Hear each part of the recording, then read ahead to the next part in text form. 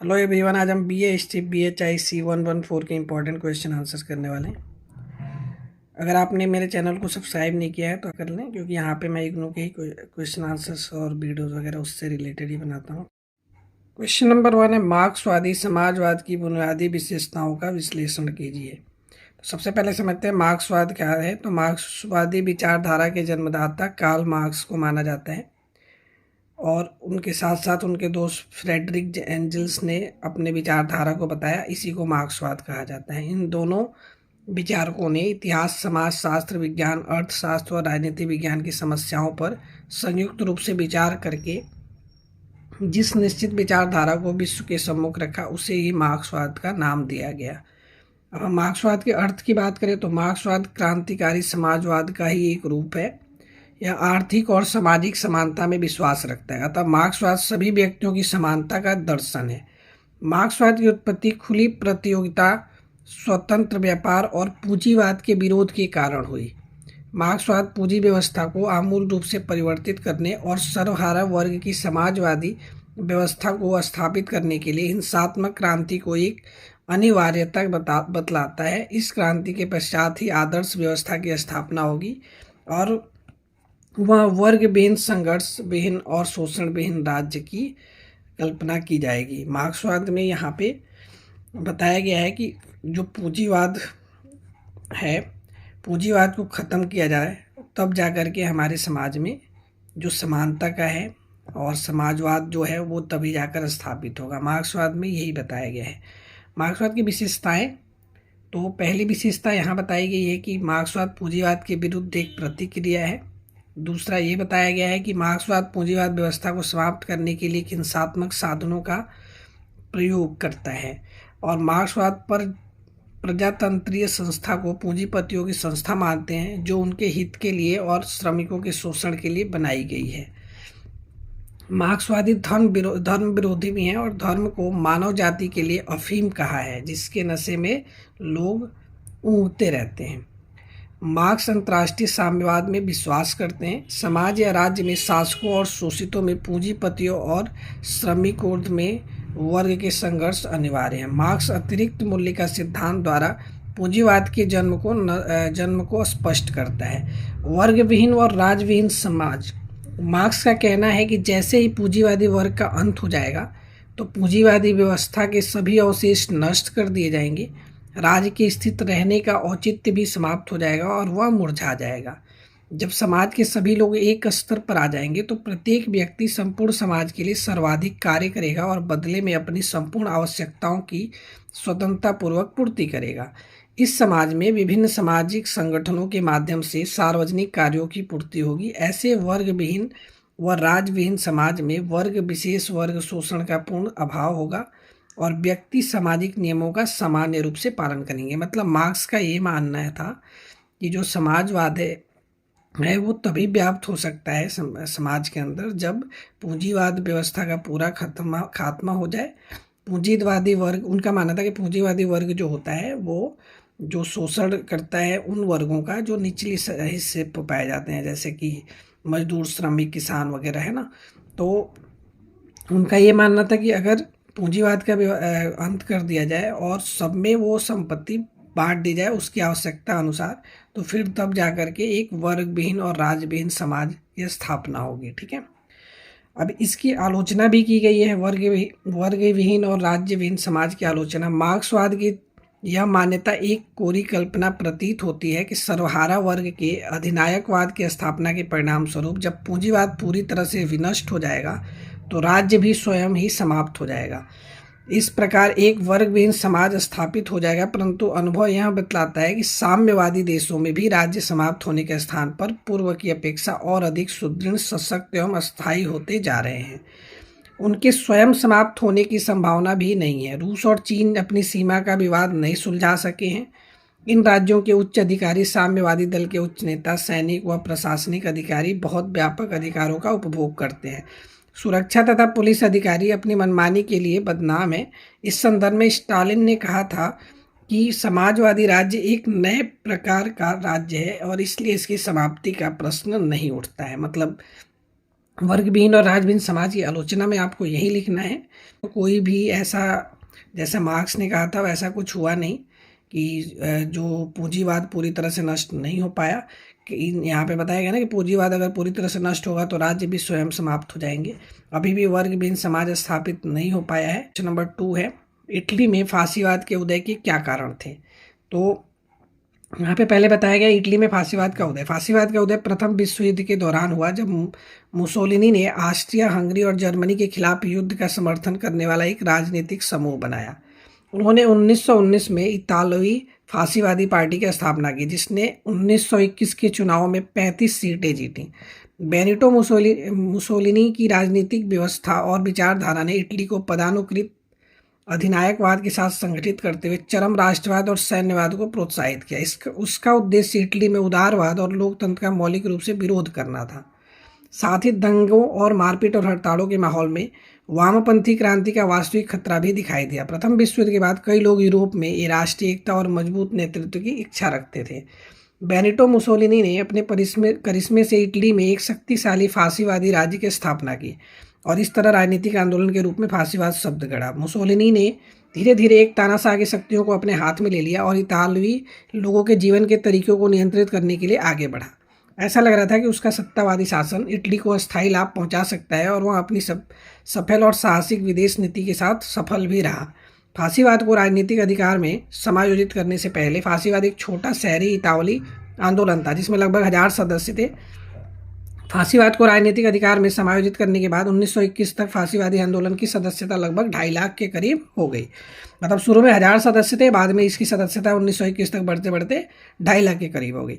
Italy में फांसीवाद, इतालवी फांसीवाद इतालवी राष्ट्रवाद और राष्ट्रीय संघवाद और इतालवी क्षेत्रों को विकसित करने के उत्साह पर आधारित था।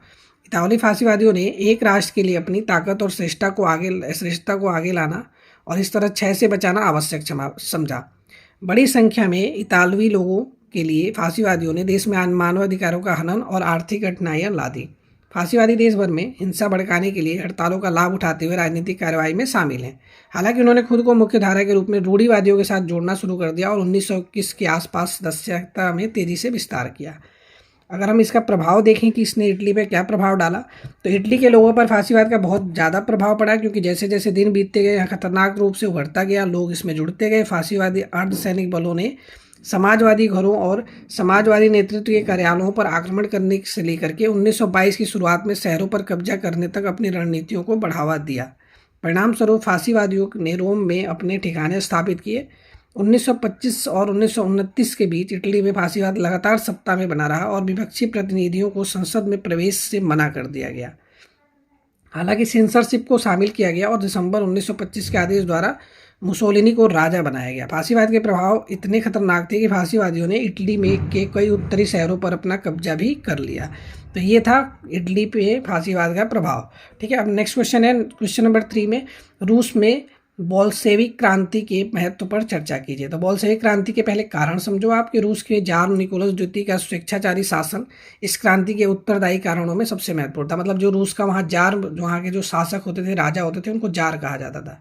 निकोलस द्वितीय ने एक तरह से तानाशाह की तरह राज्य चलाया, तो उसी से जनता क्रोध होकर के एक क्रांति का रूप जनता के अंदर मतलब क्रोध भरा और वो फिर एक क्रांति का रूप ले लिया। रूस और जापान के बीच 1904 से 1905 में हुए युद्ध में छोटे समझे जाने वाले जापान से रूस की पराजय से सरकार की अकर्मण्यता जनता से के समक्ष उजागर हुई। मतलब रूस और जापान के बीच जो छोटा सा युद्ध हुआ, मतलब ये माना जाएगा छोटा सा युद्ध है, पर जापान से रूस की पराजय हो गई और इससे फिर सरकार की वो जो योग्यता है वो सामने आ गई लोगों के। ठीक है, 1905 में प्रार्थना पत्र देने जा रही भीड़ पर अंधाधुंध गोली भी चलाया गया। कंस्तुतूनिया और दानिल्स पर कब्जा करने हेतु जार की साम्राज्यवादी आकांक्षा के कारण रूस का प्रथम विश्व युद्ध में शामिल होना और इसके अतिरिक्त राज्य में व्याप्त भ्रष्टाचार ने जनता को अतिशय कष्ट पहुंचाया।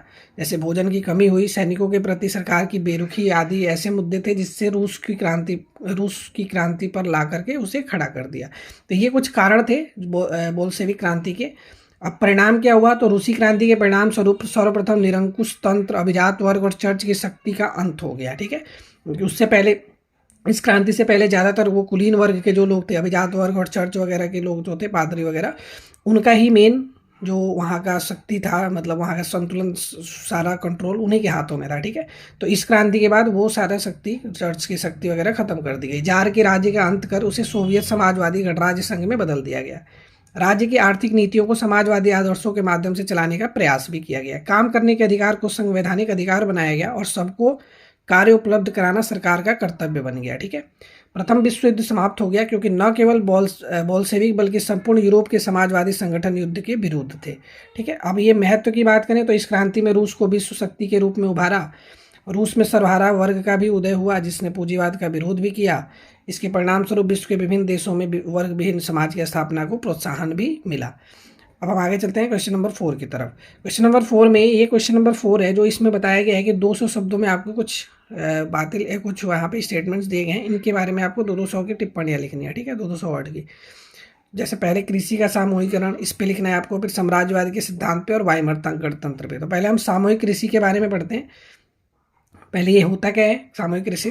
तो जब कृषकों ने एक समूह द्वारा अपने संसाधनों जैसे भूमि, पशुधन एवं श्रम आदि को मिलाकर कृषि कार्य परस्पर सहयोग से किया जाता है तो उसे ही सामूहिक कृषि कहते हैं। मतलब किसानों का एक समूह जिसमें वो अपनी सब कुछ साझा करते हैं, जैसे भूमि, पशुधन, श्रम, इन सबको मिला करके वो एक साथ एकजुट होकर के काम करते हैं, तो इसी को सामूहिक कृषि कहा जाता है। इस कृषि पर, यह कृषि किस सिद्धांत पर आधारित है? तो यह कृषि इस सिद्धांत पर आधारित है कि उत्पादन के साधनों पर संपूर्ण समाज का अधिकार होता है तथा श्रम सामूहिक रूप से प्रदान किया जाता है। मतलब सभी लोग मिलकर के काम करते हैं और जो भी चीज़ें उत्पादित होती हैं, जो भी चीज़ें उगाई जाती हैं, उन पर पूरे समाज का अधिकार भी होता है, ठीक है। इस प्रकार की कृषि में सभी किसान अपने संसाधनों जैसे भूमि, पशुधन, श्रम आदि को मिलाकर कृषि कार्य करते हैं। स्वयं की पूर्ति के लिए भूमि का एक छोटा सा भाग अपने अधिकार में भी रखते हैं। इस कृषि में सरकार का महत्वपूर्ण योगदान भी रहता है। सरकार उत्पादन का वार्षिक लक्ष्य निर्धारित करती है तथा कृषि उपजों को निर्धारित मूल्यों पर खरीदती भी है। ये सरकार का एक फिक्स रेट होता है कि जिसके हिसाब से कि जैसे कोई अनाज हुआ, कोई भी चीज़ उपजाया किसानों ने, तो उसका एक सरकार एक नियत मूल्य वो कर देती है, निर्धारित कर देती है ताकि किसान को नुकसान ना हो, ठीक है। यदि उपज लक्ष्य से अधिक होती है तो उसे समस्त सदस्यों में बांट भी दिया जाता है तथा उसे बाजार में बेचकर धन कमाया जाता है, ठीक है।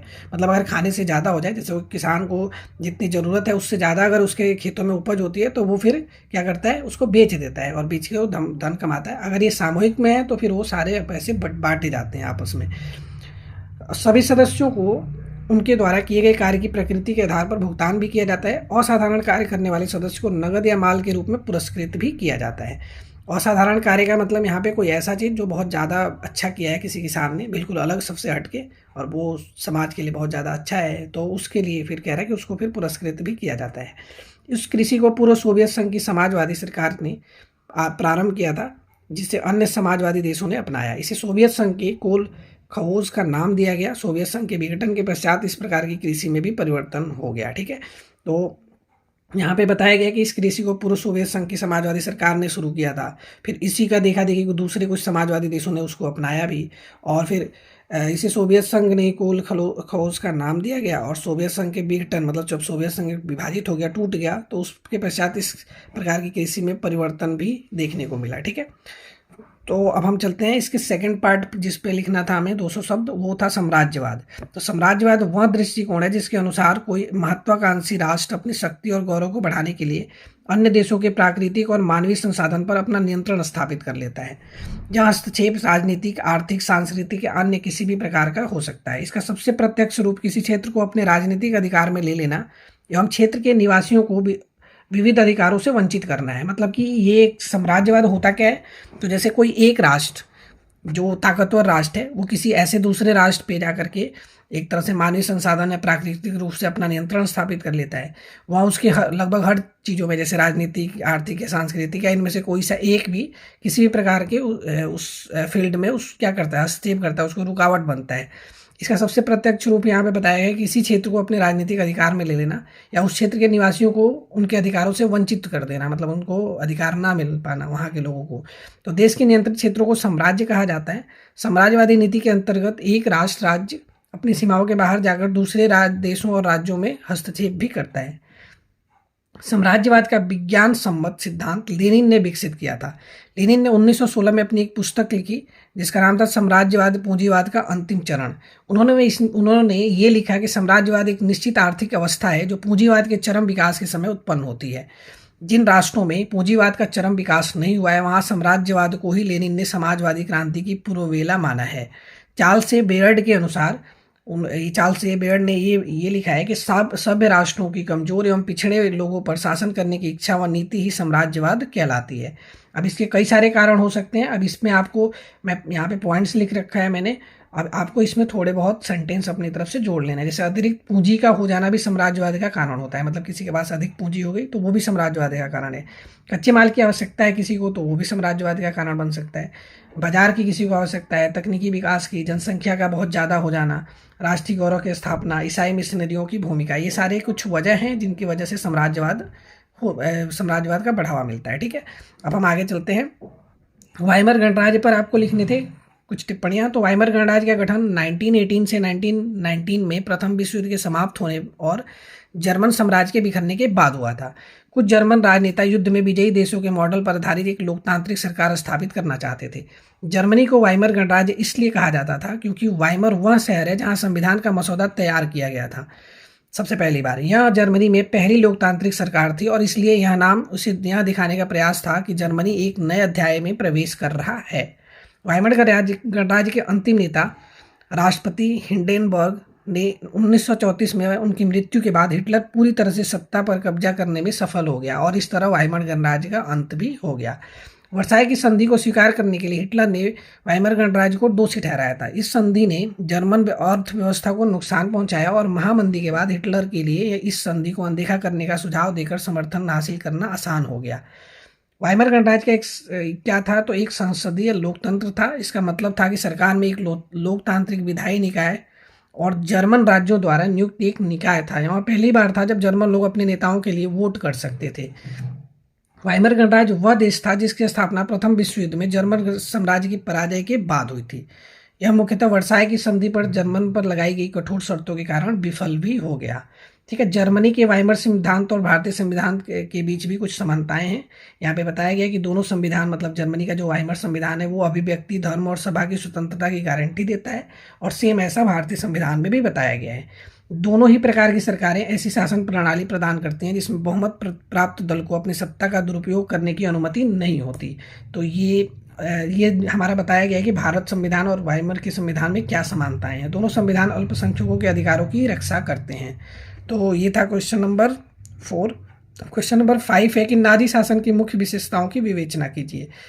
तो यहाँ पे आंसर लिखा हुआ है कि हमें यह मानकर नहीं चलना चाहिए कि नाजीवाद के सैद्धांतिक और संरचनात्मक लक्षण अनूठे थे और जर्मनी के अतीत से उनका कोई संबंध नहीं था।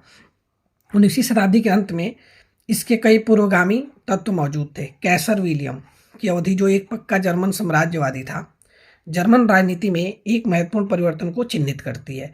उसने बिस्मार्क को बर्खास्त कर दिया और आर्थिक विकास को तेज किया। इस परिवर्तन से कुछ खास तरह की समस्याएं पैदा हुई, जैसे केंद्र सरकार की राज्यों पर वित्तीय निर्भरता, रूढ़िवादी प्रशा की व्यवस्था और वयस्क पुरुष मताधिकार पर आधारित साम्राज्य के बीच विसंगति के कारण शाही नीति की निर्बलता। क्योंकि चांसलर संसद के प्रति उत्तरदायी नहीं था, इसलिए वास्तविक निर्णय संसद में नहीं लिए जाते थे। संवैधानिक सुधार के अभाव ने राजनीतिक दलों को उत्तरदायित्व से मुक्त रखा और इससे सांप्रदायिक और सिद्धांतवादी प्रवृत्तियों को बढ़ावा मिला। और भूमिपति और औद्योगिक हितों के गठजोड़ ने समाजवादी संशोधनवाद को सफल होने से रोका, जो राज्य में मजदूर वर्ग को एकीकृत करने का प्रयास कर रहा था। इसके अलावा राज्य नौकरशाही ने सैन्यवादी प्रवृत्तियों की मौजूदगी के कारण घरेलू जीवन भी आज्ञाकारिता की संस्कृति के अनुकूल था। 1893 में सेना की संख्या 83,000 से बढ़ा दी गई और 1913 में इसकी संख्या बढ़ करके लगभग 7,80,000 हो गई थी। प्रथम विश्व युद्ध की शुरुआत ने व्यवस्था में व्याप्त आंतरिक तनावों को केवल रोका था। विचारधारा के क्षेत्र में भी नाजी युग के सिद्धांतों की एक मजबूत पूर्वगामी परंपरा देखने को मिलती है। नस्लवाद और साम्राज्यवाद अभिजात्य वर्ग की आकांक्षाओं में महत्वपूर्ण थे, जिनके लिए वेल्ट पॉलिटिक उनकी महाशक्ति की स्थिति और विश्व लक्ष्य को सूचित करते थे। 1900 के अंत में बॉक्सर विद्रोह के दौरान अपनी सेना भेजते समय कैसर ने उन्हें हूनों की तरह व्यवहार करने की सलाह भी दी थी। 1880 के बाद जर्मनी भाषी क्षेत्रों में यहूदी विरोधी राजनीति का उदय हुआ। रूस में भी कुछ इसी प्रकार की प्रवृत्ति का विकास हो रहा था।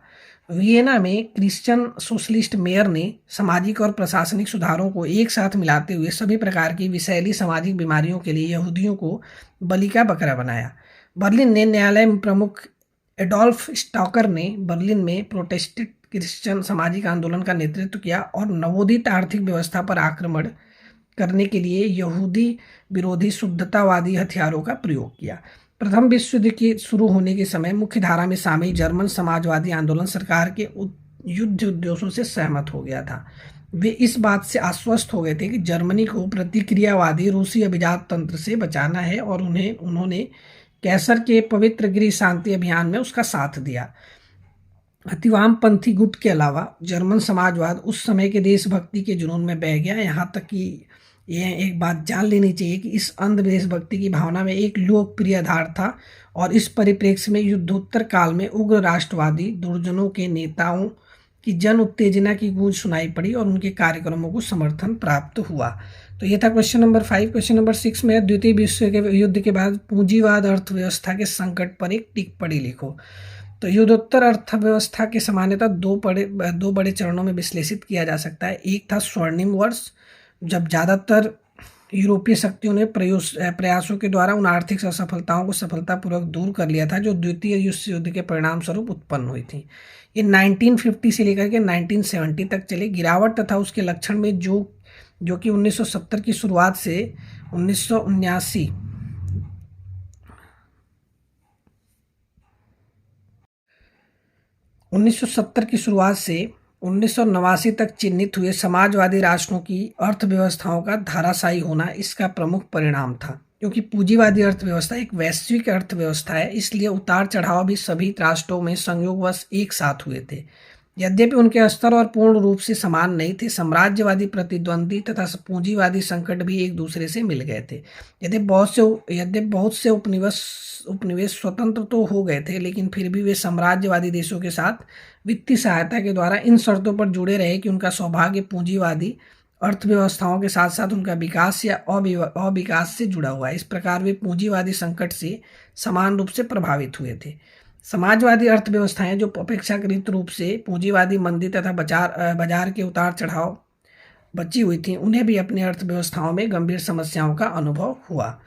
स्वर्णिम वर्ष द गोल्डन ईयर्स क्या है? तो पुनः प्राप्ति का प्रमुख उद्देश्य यूरोपीय अर्थव्यवस्थाओं का पुनर्निर्माण करना था। साथ ही उस समय पूरे विश्व में कुछ विकास हुआ था। हालांकि विकास और समृद्धि की जो प्राप्ति पश्चिमी विश्व में 1951 से प्रारंभ होकर के 1970 के प्रारंभ तक के बीच के वर्षों में हुई, उसे ही स्वर्णिम वर्ष के रूप में जाना जाता है।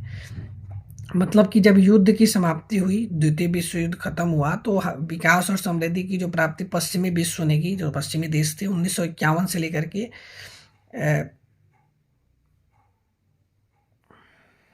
1970 होना चाहिए था, ठीक है, 1951 से यहाँ पे, ठीक है, 1951 से 1970 के प्रारंभ तक के बीच के वर्षों में जो भी उन्होंने समृद्धि या विकास किया, उसी को हम स्वर्णिम वर्षों के रूप में जानते हैं। इन दशकों में विकसित पूंजीवादी देश विश्व का 3/4 यानी 3/4 उत्पादन 80% विनिर्मित वस्तुओं के निर्यात के लिए जिम्मेदार थे। उस समय 1950 यानी 70 के बीच में विनिर्मित वस्तुओं का उत्पादन 4 गुना बढ़ गया था। पूरे विश्व की दृष्टि से विश्व व्यापार 10 गुना बढ़ गया था। पूंजीवाद आगे बढ़ रहा था तथा यह समाजवादी अर्थव्यवस्थाओं से अच्छी प्रतियोगिता भी कर रहा था। इस उत्पादन स्तर को किस प्रकार प्राप्त किया गया था तथा इस विकास के काल की क्या प्रमुख विशेषताएं थी? तो पहला कारण शोध तथा विकास क्षेत्र में अतासित निवेश और तकनीकी के तर्क संगत विकास के द्वारा पूंजी में गहन वृद्धि से उद्योगों को अधिक लाभ मिलना संभव हुआ। फोर्ड मॉडल के फैलाव तथा पुरानी तकनीकी जो अब विकसित देशों में अप्रचलित हो गई थी, उन्हें विकासशील देशों में उसके आयातक मिल गए थे जो इन देशों की औद्योगिक वृद्धि को ऊर्जा प्रदान कर सकते थे। दूसरा, इस काल में पूंजीवाद की पुनर्संरचना तथा पराराष्ट्रीय कंपनियों की उत्पत्ति हुई जो विकसित पूंजीवादी विश्व में बहुराष्ट्रीय कंपनियों के रूप में विकसित हुई थी। हॉब्सबॉम के अनुसार 85% बड़ी 200 कंपनियां मूलतः अमेरिका, जापान, ब्रिटेन तथा जर्मनी की थीं। इसके साथ अन्य कंपनियां शेष विश्व के 11 देशों की थीं। ये कंपनियां स्वयं में अपने राष्ट्र राज्य के अनुरूप निवेश तथा लाभ प्राप्त करने के निर्णय के लिए बाध्य नहीं थी। इसमें तीसरी विशेषता यह थी कि इस काल में समुद्र पार वित्त के कारण उद्योगों का स्थानांतरण कम श्रम मूल्य वाले क्षेत्रों में होने लगा था। चौथा, व्यापार में एक नई श्रम विभाजन की उत्पत्ति हुई जिसमें उन्नत पूंजीवाद देश विनिर्माता बन गए तथा विकासशील देश कच्चे माल की आपूर्ति तथा कृषि उत्पादन करते थे। मतलब कि जो भी विकसित देश थे वो ज़्यादातर व्यापार वगैरह उद्योग वगैरह का स्थानांतरण कर रहे थे, एक देश से दूसरे देश में अपना व्यापार फैला रहे थे, और जो विकासशील देश थे उनसे ज़्यादातर कच्चे माल वगैरह की वो पूर्ति वहीं से, मतलब कच्चे माल वगैरह वो विकासशील देशों से लेते थे, और कृषि उत्पादन भी ज़्यादातर विकासशील देशों में ही किया जाता था। विकासशील देश पश्चिमी देशों को पूरे वर्ष उष्णकटिबंधीय फल सब्जियां उपलब्ध करवाते थे जो उनकी जलवायु में संभव नहीं था। यह अंतर्राष्ट्रीय श्रम विभाजन पूंजीवादी विकसित देशों में अनुकूल था। पांचवा, अर्थव्यवस्था के प्रमुख क्षेत्रों में राज्य की मदद के कारण वृद्धि जारी थी। यह आधारभूत संरचना के क्षेत्र यातायात या बैंकिंग में था। यद्यपि व्यापार में उदारीकरण में राज्य की भूमिका इन प्रमुख क्षेत्रों के संलग्न की थी, और रेलवे, कोयला, स्टील के राष्ट्रीयकरण ने पश्चिमी जर्मनी, फ्रांस, इंग्लैंड, इटली तथा बेल्जियम की अर्थव्यवस्थाओं के विस्तार में महत्वपूर्ण भूमिका भी अदा की थी। इटली सरकार के पास वास्तव में 30% उद्योगों का स्वामित्व भी था। ठीक है, अब दूसरा जो होता है ये हमने पढ़ा था जो गोल्डन वर्ड्स है ना, यानी स्वर्णिम वर्ड्स जिसको कहते हैं। सेकंड हमारा है संकट के वर्ड्स के बारे में, दो कैटेगरी में बांटा गया था ना, एक था गोल्डन ईयर और एक ही संकट के वर्ष। तो यह समृद्धि 1970 के दशक में क्यों जारी नहीं रही और कैसे यह पुनः पूंजीवाद के संकट में बदल गई। हॉब्सबाम के मत के अनुसार पूंजीवाद में आंतरिक विरोधाभास है। गहन पूंजी गहन उद्योग में द्रुत गति से विकास हेतु ज़्यादा तकनीकी का प्रयोग होता है जिससे श्रम की आवश्यकता कम हो जाती है। वास्तव में द्रुत गति से विकास प्राप्त करने के लिए अधिक उन्नत तकनीकी का प्रयोग होता है, जिस कारण उद्योगों की व्यक्तियों की आवश्यकता एक ग्राहक के रूप से अधिक होती है, विशेषकर पश्चिमी देशों में जिन्होंने सस्ते श्रम के कारण उत्पादन को स्थानांतरित कर लिया था। लेकिन यदि लोगों को अच्छे वेतन भत्ते नहीं मिलेंगे तो वे अच्छे ग्राहक कैसे बने रह सकते हैं, क्योंकि उनके पास खर्च करने के लिए बहुत कम पैसा होगा। यह पूंजीवाद का केंद्रीय विरोधाभास था जो कि स्वर्णिम वर्षों में हल नहीं किया गया। इसी ने 1910 के दशक के प्रारंभ में संकट को बढ़ावा दिया था। मतलब 1950 से लेकर के 1970 तक जो टाइम था उसको हम स्वर्णिम वर्ष के नाम से जानते हैं। 1970 के बाद संकट वर्ष के नाम से जाना जाता है, क्योंकि 1970 वगैरह में बहुत सारी परेशानियां संकट इस वजह से आई कि रोजगार वगैरह में कमी आई, और यहाँ पे लिखा भी है कि इन दशकों के संकट के परिणाम स्वरूप सबसे ज़्यादा रोजगार में कमी आई तथा सबसे विकसित पूंजीवादी देशों में भी लोग बेघर हो गए। उत्पादन में भी बहुत अधिक कमी आई। हालांकि तुलनात्मक रूप में यह मंदी काल के समान भीषण नहीं थी। इसके पश्चात तेल संकट ने इस संकट को सर्वव्यापी संकट में परिवर्तित भी कर दिया। तो उसी टाइम तेल संकट भी का भी लोगों को सामना करना पड़ा, और ये संकट सर्वव्यापी संकट मतलब पूरे विश्व के लिए संकट के रूप में उभरा। 1973 में तेल उत्पादक देशों द्वारा तेल प्रतिषेध ने तेल में निर्माता कंपनियों ने ऊर्जा दामों को अत्यधिक बढ़ा दिया। 1973 से 75 तथा 1981 से 83 तक मंदी के वर्ष रहे थे। 1973 से 74 के वर्षों में पूंजीवादी यूरोपीय देशों तथा अमेरिका में औद्योगिक उत्पादन 10% तक लुढ़क गया था। अंतर्राष्ट्रीय व्यापार में 13% की कमी भी आई थी। इसी समय पर श्रमिक असंतोष भी बढ़ गया था। मतलब कि श्रमिकों को महंगाई बढ़ी, श्रमिकों को लोग पैसा नहीं दे पा रहे थे अच्छे से जो उनको चाहिए था, क्योंकि महंगाई बढ़ती है तो फिर उनका सैलरी नहीं बढ़ेगा, उनके वेतन नहीं बढ़ेंगे तो फिर उनको भी दिक्कत होती थी।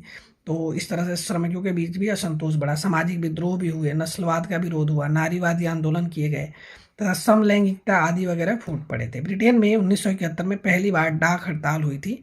इसके बाद 1972 में खदानों में हड़ताल हुई। पुनः 1974 में फिर से खदानों में हड़ताल हुई, जिसने टेड हीथ सरकार का गिरना सुनिश्चित किया। इस सरकार ने 1971 में औद्योगिक संबंध एक्ट के द्वारा श्रमिक समूह की शक्ति को सीमित व नियंत्रण करने का प्रयास किया। 1960 के बाद वर्षों में 1970 के प्रारंभिक वर्षों में इटली तथा फ्रांस में बड़ी बड़ी हड़तालें हुई, जिनमें विद्यार्थी, युवाओं तथा बाद में श्रमिकों वर्ग ने भी इन हड़तालों में शामिल होने लगे थे। ठीक है, क्वेश्चन नंबर 7 है कि रोमानवाद ने साहित्य एवं कला को किस प्रकार प्रभावित किया। तो रोमानवाद को ही स्वच्छंदतावाद भी कहा जाता है।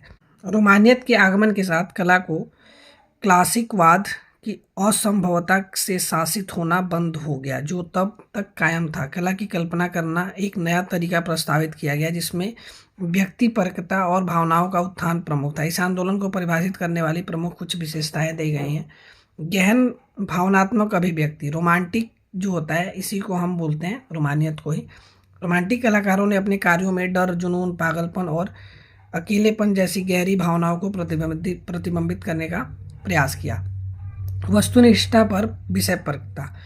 क्लासिकिस्टों के विपरीत रोमांटिक्स ने व्यक्तिगत अनुभव और भावनात्मक धारणा को उजागर करते हुए व्यक्ति और विशेष को ऊंचा उठाया। उदात्त का स्वाद। वे क्रम और तर्क संगतता की विशेषता वाली शास्त्रीय सुंदरता से दूर चले गए और भव्यता और अनियंत्रित प्रकृति और मानवीय भावनाओं द्वारा दर्शाए गए उदात्त को चुना। रचनात्मक स्वतंत्रता। उन्होंने खुद को अकादमिक कला के सख्त नियमों से मुक्त कर लिया, प्रतिनिधित्व के नए रूप की खोज की, अधूरे और अपूर्ण के लिए एक अस्पष्ट पूर्वाग्रह के साथ। कलात्मक राष्ट्रवाद। इतिहास और राष्ट्रीय परंपराओं से संबंधित विषयों के साथ साथ लोक कथाओं और लोकप्रिय किंवदंतियों के प्रतिनिधित्व के में रुचि थी। रोमानियतवाद में परिदृश्य का क्या प्रभाव पड़ा? तो रोमानियतवाद के दौरान जिन शैलियों में आमूल-चूल परिवर्तन आया उनमें से एक थी परिदृश्य। यह बनने के लिए एक सरल प्रकृतिवादी प्रतिनिधित्व होना बंद हो गया। कलाकार की भावनात्मक स्थिति का रूपक पहाड़ों, महासागरों या तूफानों के विशाल और राजसी परिदृश्य प्रकृति की शक्तियों के सामने मनुष्य की तुच्छता का प्रतिनिधित्व करते हैं। इस संदर्भ में रोमांटिक लोगों ने अपने कार्यों के माध्यम से अपने आसपास की अथाह और अप्रत्याशित दुनिया के सामने हीनता और पीड़ा की भावना को उजागर किया। लैंडस्केप का उपयोग न केवल उदात्तता की भावना जगाने के लिए किया गया बल्कि अलगाव, उदासी और कभी कभी विपरीत परिस्थितियों में वीरता को प्रतिबिंबित करने के लिए भी किया गया। उदाहरण के लिए जर्मन चित्रकार कैस्पर डेविड फ्रेडरिक इस दृष्टिकोण के सबसे प्रतिनिधि व्यक्तियों में से एक हैं। उसके काम में बादलों के समुद्र पर चलने वाला परिदृश्य उस व्यक्ति का भावनात्मक विस्तार बन जाता है जो उस पर विचार करता है, जो विशालता के सामने आत्मविश्लेषणात्मक खोज और मनुष्य की लघुता का प्रतीक है। मूर्तिकला और वास्तुकला में स्वच्छंदतावाद। यद्यपि चित्रकला और साहित्य रोमानियत की कलात्मक अभिव्यक्ति के सबसे प्रमुख साधन थे, वास्तुकला और मूर्तिकला भी इस धारा में प्रवाहित थे।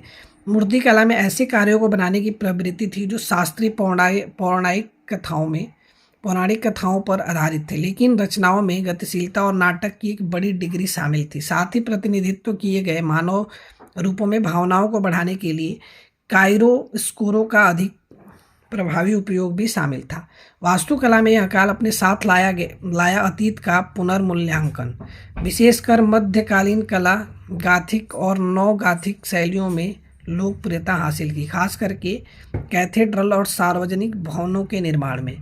मध्यकालीन वास्तुकला को उन आध्यात्मिक मूल्यों और उदात्त भावनाओं को प्रतिबिंबित करने वाला माना जाता था जिन्हें रोमांटिक लोग महत्व देते थे। संगीत पर रोमानियत का क्या प्रभाव पड़ा? तो संगीत उन कलाओं में से एक थी जहां स्वच्छंदतावाद बड़ी तीव्रता के साथ जीवंत हुआ। लुडविग वान बीथावेन, फ्रांज शुबर्ट, रॉबर्ट शुमान और फ्रेडरिक चोपिन जैसे संगीतकारों ने संगीत की एक नई दृष्टि को आकार दिया, जहां अभिव्यंजक स्वतंत्रता और गहरी भावनाओं के प्रसारण ने पिछले औपचारिक सम्मेलनों की तुलना में प्राथमिकता ली। यह वह अवधि है जहां संगीत कविता अधिक मुक्त और अधिक भावनात्मक धुनों के एकीकरण के साथ लगभग साहित्यिक और कथात्मक चरित्र प्राप्त करता है। सिम्फनी नंबर 9 बीथावेन की उपलब्धि न केवल महान तकनीकी उपलब्धियों के रूप में बल्कि इतिहास में दर्ज की गई संगीत में भावनात्मक अभिव्यक्ति का शिखर। चोपिन के पियानो के टुकड़े एक दूसरी ओर इस बात के उदाहरण है कि कैसे इस उपकरणों का उपयोग उदासी, रोमांटिक और भावुक भावनाओं को इतनी तीव्रता के साथ व्यक्त करने के लिए किया गया था जो पहले कभी नहीं देखी गई थी। झूठ बोला कविता और संगीत का संयोजन करने वाला एक शास्त्रीय गीत इस युग के दौरान अपने चरम पर पहुंच गया, जिसके सबसे बड़े प्रतिपादक शुबर्ट थे। इन गीतों ने सरल धुनों के माध्यम से जटिल भावनाओं को व्यक्त किया, जिससे संगीत अधिक सामान्य दर्शकों के लिए सुलभ हो गया। पश्चिम के कलात्मक इतिहास में इस क्षण को पहले और बाद में चिन्हित किया गया। 21वीं शताब्दी तक सभी बाद की संस्कृति, स्वतंत्रता और व्यक्तिगत अभिव्यक्ति के बारे में रोमांटिक विचारों द्वारा चिन्हित की गई है। तो ये था क्वेश्चन नंबर 7। तो इस वीडियो में हम क्वेश्चन नंबर 1 से क्वेश्चन नंबर 7 तक कर लिए। तो इसको आप करके जाना, पेपर के लिए बहुत ज़्यादा इंपॉर्टेंट रहने वाले हैं। और अगर वीडियो अच्छी लगी हो तो हमारे चैनल को लाइक और सब्सक्राइब करें। धन्यवाद।